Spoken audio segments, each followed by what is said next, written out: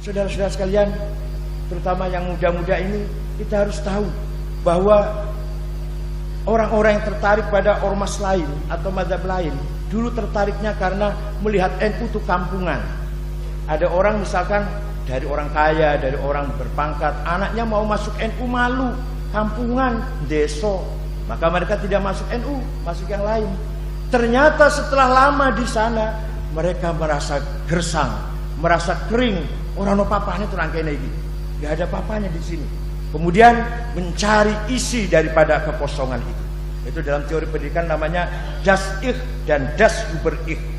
Ada orang sudah kaya, direktur perusahaan, terhormat, tapi hatinya kosong karena tidak ada spiritual, tidak tarbiyah ruhiyah, dicari di organisasinya tidak ada. Kemudian carilah di luar ormas mereka. Itu NU harus siap menerima pelarian-pelarian orang yang tidak puas dengan ormas-ormas mereka. Dengan wadah at-turuqis sufiyah al-mu'tabaru an-nahdiyah, insyaallah kita mampu menjawab kegoncangan, kekeringan, kegersangan teman-teman kita yang sedang mencari ketenangan itu. Jangan dikira tasawuf itu berhenti, mandek. Sufi adalah dinamis, tasawuf adalah revolusi spiritual. As-sufi la launalah, launuhu launu. As-sufi kalma la launalahu, launuhu launu ina'i. Idzan as-sufi ibnu waqti. Sufi tidak punya warna tertentu. Sufi seperti air, warnanya tergantung tempatnya. Tempatnya hijau, warnanya hijau, tempatnya merah, kelihatan merah. Maka fasufi ibnu waqti, seorang sufi harus paham tentang zamannya, harus paham tentang situasi dan kondisinya. Jangan dikira sufi itu mengajak melarat. Imam Abul Hasan Asyadzili tiap hari pakaiannya ganti, keretanya bagus, rumahnya villa bagus, minyak wanginya mahal. Kemudian pembantu khodamnya tukang teh sendiri, kusir dokarnya sendiri, tukang sapu sendiri, persis seperti gubernur atau wakil presiden lah.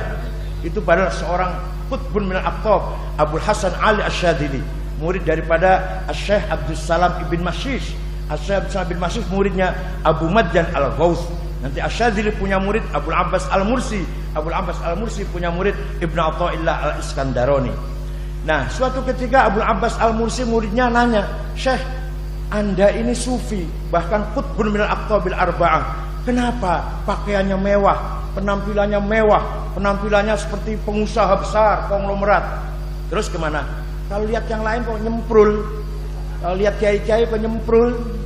Sarungnya cap gajah duduk.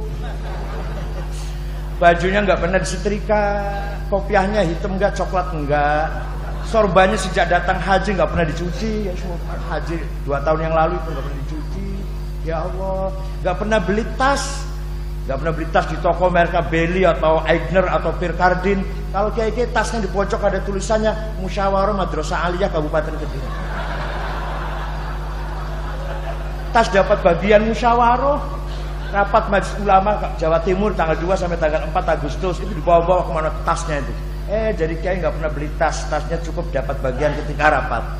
Nah, kata Abul Abbas Al-Mursi, kalau kiai-kiai yang lain kok ngelutuk gitu jenengan kok mewah. Jawabnya Abul Hasan Asyadzili, "Ya Abul Abbas, libasi yaqul, pakaianku bisa ngomong. Ngomongnya ayyuhan nas ana ghani fala tarhamuni." Pakaian saya yang saya pakai ini ngomongnya gini, "Wahai manusia, wahai masyarakat, saya kiai kaya, jangan kamu kasihani." Tapi kalau kiai yang pakai nyemprul, pakaiannya ngomongnya ngene, "Ayyuhan nas ana fakir farhamuni." Wahai masyarakat, saya kiai melarat, ya hadiah-hadiah atau fidyah-fidyah, amplop-amplop. Padahal kita semua tahu ketika Mi'raj Rasulullah SAW melihat ada sekelompok manusia yang mukanya dagingnya ambrol. Rasulullah tanya, "Man haula ya Jibril?" Siapa itu? Ada orang gagah-gagah tapi daging mukanya ambrol. Oh, mereka itu umat panjenengan yang rajin minta-minta. Jadi hati-hati yang suka bikin proposal, bangun dari kuburan, dagingnya ambrol. Itu ada di cerita Mi'raj seperti itu. Itulah barangkali sikap sufi, seorang sufi menghadapi kehidupan duniawi ini. Tasawuf bukan di penampilan, sufi bukan di tampil lahir, tapi sufi ada maqamul qalb.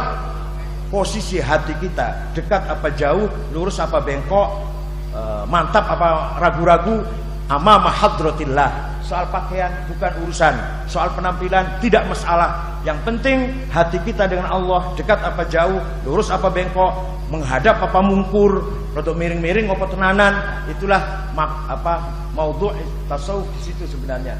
Oleh karena itu, mari kita bertasawuf dengan mari kita membangun kehidupan kita. Menurut Fathul Mu'in, jihad itu ialah termasuk jihad ialah membangun kehidupan yang sejahtera. Cukup sandang pangan papan, sehat, mampu menjaga dirinya, makanan yang bergizi dan berobat, bisa menebus obat, bisa berobat, masuk rumah sakit yang kelas elit lah kira-kira. Fathul Mu'in mengatakan, faslun fil jihadi wa huwa fardu kifayatin marratan fi kulli am wa anwa'uhu arba'atun isbatu wujudillah ay iqamati hujajin diniyatin naqliyatan aw aqliyah lisbati wujudis soni. Kata I'anah begitu syarahnya. Wa iqamatu syariatillah wal qitalu fi sabilillah. Yang terakhir jihad ialah wa daf'u darari ma'sumin musliman kana aw ghairu muslim bil it'ami wal iksa'i wal iskani wa thamani dawa'i wa ujratit tamrid. Termasuk jihad yang nomor 4 ialah mari kita membangun kehidupan yang wajar, cukup pangan, cukup sandang, cukup tempat tinggal dan mampu wa thamani dawa'i, beli obat, wa ujratit tamrid dan kos kesehatan. Itu prinsip jihad Fathul Mu'in yang kita baca di Lirboyo.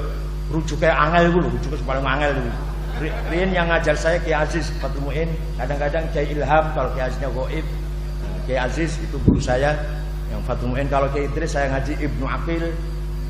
Kalau Kiai Marzuki saya ikut Ihya tafsir apa? Jalalain kalau pagi, Ihya Bada Isya tapi nggak aktif karena bangunnya siang. Lah piye ora awan ngantri aduse ku lho. Ayo, sumurnya cuma 3, santri waktu itu 2.500. Pasti ngantri 1 jam. Nggak bisa suruh bangun cepat, datang tepat nggak bisa. Pasti terlambat. Nah, karena bangunnya juga terlambat jadi ngantrinya Hadirin kang kula hormati. Kita harus percaya diri bahwa kita ala thoriqil haq. Kitalah yang on the right track. Kita yang di atas rel yang benar. Kita mengikuti mazhab ahli sunnah wal jamaah yang didirikan oleh Imam ahli sunnah Abul Hasan Ali al-Ash'ari yang wafat tahun 234. Beliau punya karangan Maqalatul Islamiyyin, Al-Ibana, Al-Risalah ila ahli Thagr, Al-Luma. Imam Ash'ari wafat diganti oleh muridnya Abu Abdillah Al-Bahili. Al-Bahili wafat diganti muridnya Abu Bakar Al-Baqillani. Kitabnya Al-Insaf, At-Tamhid, Al-Bayan, Al-I'jaz. Baqillani wafat punya murid Abdul Malik Imamul Haramain Al-Juwaini. Kitabnya Lataiful Isyarat, Al-Kafiyah fil Jadal, Ghiyathul Umam, Al-Arba'an fi Usuluddin. Imam Haramain wafat punya murid yang luar biasa, Abu Hamid Muhammad bin Muhammad Al-Ghazali. Kitabnya Minhajul Abidin, Mishkatul Anwar, Ma'arij Qudus ila Ma'rifatin Nafas, Malmadun li ghairi ahli, Ma'arijus Salikin, Minhajul Abidin, Adabuddin, dan yang spektakuler Ihya Ulumuddin, dan masih banyak lagi. Imam Ghazali punya murid Abdul Karim Asy-Syihristani. Kitabnya Al-Milal wan Nihal, Musara'atul Falasifah, Nihayatul Iqdam fi Ilmil Kalam. Syihristani punya murid Muhammad bin Umar Fakhruddin Ar-Razi yang kitabnya yang terkenal Mafatihul Ghaib fi Tafsir 16 jilid, dan masih banyak lagi kitabnya Ar-Ruh, Asasut Taqdis, Al-Mahsul fi Ilmil Usul, Al-Mabahithul Masyriqiyah. Itulah kitab-kitab yang ditulis oleh Ar-Razi. Razi wafat punya murid Abduddin Al-Iji yang kitabnya namanya Al-Mawaqif 7 jilid fi Ilmil Kalam. Al-Iji punya murid Abu Abdillah Muhammad As-Sanusi yang punya kitab Al-Aqidatul Kubra yang menyempurnakan sifat sampai 20, yang menggagas sifat maknawiyah. Sejak Imam Ash'ari sampai Imam Razi sifat Tuhan hanya 13. Begitu Imam Sanusi ditambah kaunuhu qadiron, kaunuhu muridan, kaunuhu aliman, kaunuhu mutakalliman, namanya sifat ma'nawiyah. Itu yang punya ide itu Imam Abu Abdillah Muhammad As-Sanusi dalam kitabnya Al-Aqidatul Kubra. As-Sanusi punya murid Al-Baijuri yang punya kitab Jauhar Tauhid yang diterjemah bahasa Jawa oleh Kiai Soleh Darat Semarang. Al-Baijuri punya murid Ad-Dasuki, kitabnya Ummul Barahin. Ad-Dasuki punya murid Ahmad Zaini Dahlan. Banyak kitabnya, Syarah Jurmiyah, Syarah Alfiyah, Syarah Mutamimah, dan lain-lain. Zaini Dahlan punya murid Ahmad Khotib Sambas Kalimantan Barat yang mempersatukan antara Thariqah Qadiriyah dan Thariqah Naqsyabandiyah. Thariqah Qadiriyah mengikuti Syekh Abdul Qadir Ibn Saleh Ibn Dus Al-Jailani, zikirnya jahri, digabungkan dengan Thariqah Naqsyabandiyah yang didirikan oleh Muhammad Bahak Naqsyabansyah yang zikirnya khofi. Zikir jahri dengan zikir khofi dijadikan satu dalam kitabnya namanya Fathul Arifin. Itu orang Kalimantan Barat namanya Ahmad Khotib Sambas. Ahmad Khotib Sambas punya murid Muhammad Nawawi Banten. Nawawi Banten banyak karangannya antara Syarah Safinah. Jangan dikira itu kecil. Di dalam Syarah Safinah ada masalah yang sangat sulit untuk dipaham, yaitu ittiba'il ma'mum fi sunnah fi shalah lil imam. Ada 4 macam. Ikutnya makmum terhadap imam dalam sholat ada 4 macam. Fi'lan wa tarkan, fi'lan la tarkan, tarkan la fi'lan wa la tarkan. Pahamu dewe salah orang. Imam Muhammad Nawawi Banten punya murid Mahfud Termas, Arsyad Banjarmasin, Abdus Somad Palembang, Khalil Bangkalan. Khalil Bangkalan pulang ke Indonesia, kemudian punya murid Hashim Asy'ari. Hashim Asy'ari kemudian berlanjut dan Abdul Karim Lirboyo, murid Kiai Khalil Bangkalan. Kiai Khalil Bangkalan orang yang berjasa besar, mensinkronkan antara nahwu Arab dengan terminologi Jawa. Dalam syairnya, fa utawi li mubtada iku khobar opo li fa'ilin wa naibih dhohar wa ing li maf'ulin bihi krono li maf'ulin li ajlihi wa ing dalem dhorob serta li maf'ulin ma'ah wa kang sifah silatu mausulin kadza mithlus sifah wa mutlaqul maf'uli fihi kelawan kadza kabaul jarri fatlu bil bayan apane litamyizi hale halu fastahidu bil hifdzi ya rijal. Mubtada utawi khobar iku pelaku sopo penderita ing, ya Allah luar biasa, itu mujtahid betul itu namanya. Hadirin yang saya hormati. Kemudian Mahfud Termas punya murid Hashim Asy'ari. Hashim Asy'ari wafat diganti putranya Wahid Hashim. Wahid Hashim wafat teruskan oleh putranya Abdurrahman Wahid. Abdurrahman Wahid diganti Hashim Muzadi. Hashim Muzadi diganti. Jadi kalau nanti di kuburan ditanyain mar robbuka, jawab saja rombongan Hashim Asy'ari. Selesai sudah. Bahkan nanti itu Debak mengatakan wasulusu ya'tuna bidzunubi wa khotoya idham, kan gitu kan, ghairu annahum yashhaduna an la ilaha illallah wa anna muhammadar rasulullah sallallahu alaihi wasallam. Ada sekelompok orang dosanya besar, ketika mau dibawa ke neraka ngeyel, enggak mau. Kenapa? Karena saya cinta ulama. Loh, masa cinta ulama kok dosanya apa banget? Cinta ulama tuh ya minimal dosanya sedikit lah, amalnya dosanya kecil sedikit. Kok kamu dosanya besar banyak, amal solehnya nggak ada kok, ngaku cinta ulama. Apa buktinya? Kalender saya NU, gambarnya ulama semua, gambarnya Mbah Hashim, Mbah Wahab, Mbah Samsuri, Ahmad Siddiq, Ilyas Rukyat, Gus Dur, gambarnya ulama semua, nggak ada bintang film. Oh ngono, ya wes surga ya wes. Wa ra'annahum minan nahdiyyin. Wes sudah. Di samping ya syahadun Allah dan Muhammad Rasulullah.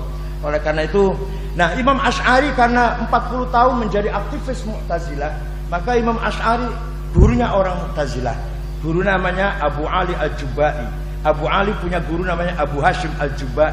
Abu Hashim gurunya Abul Huzail Al-Allaf. Al-Allaf gurunya Ibrahim An-Nazam. An-Nazam gurunya Amr bin Ubaid, pencipta ilmu balaghah. Amr bin Ubaid gurunya adalah pendiri Mu'tazilah Wasil bin Atha. Wasil bin Atha ini orang cerdas, pujangga, penyair. Sayang tidak bisa huruf R, ro itu nggak bisa. Tapi beliau kalau ceramah atau debat diskusi berjam-jam bisa menghindar R, nggak ketemu dengan ro, bisa itu. Wasil bin Atha.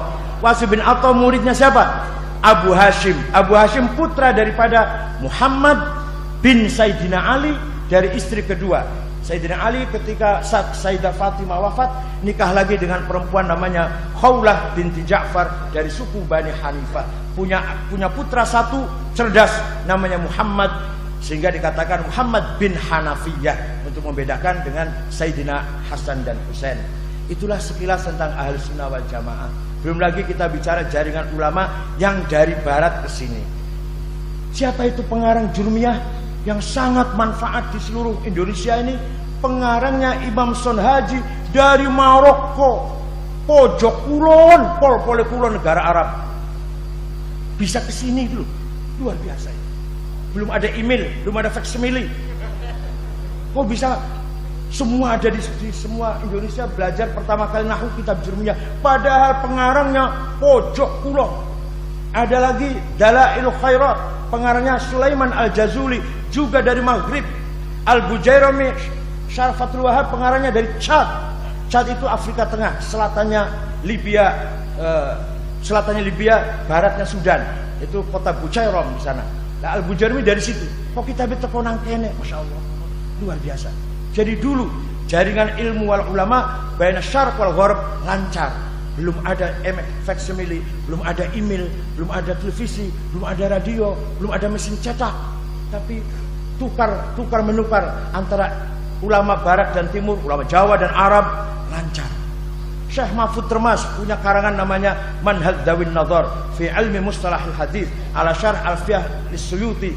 Sampai sekarang masih dibaca, buku wajib di jurusan hadis Universitas Al-Azhar Mesir. Karangan Mbah Yai Ihsan Dahlan,